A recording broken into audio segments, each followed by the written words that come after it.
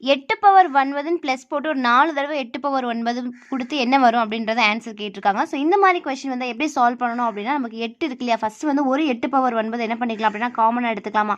அப்போ எடுத்தால் இங்கே என்ன இருக்கும் அப்படின்னா 1 இருக்கும். ஸோ இங்கேயும் 8 பவர் 9 வெளியே எடுத்தோன்னா 1, இதுக்கு ஒரு 1. ஸோ மொத்தம் 4 1 இருக்கும்.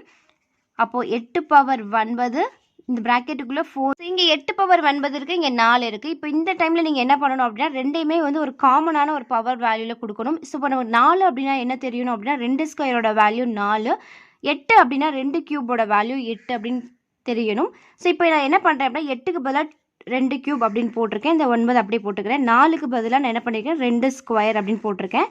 ஸோ இப்போது இந்த 9 3 என்ன பண்ணிக்கணும் அப்படின்னா மல்டிப்ளை பண்ணிக்கணும். ஸோ அப்போ 2 பவர் 27 இன்ட்டு 2 ஸ்கொயர் 2 பவர் இருக்குது.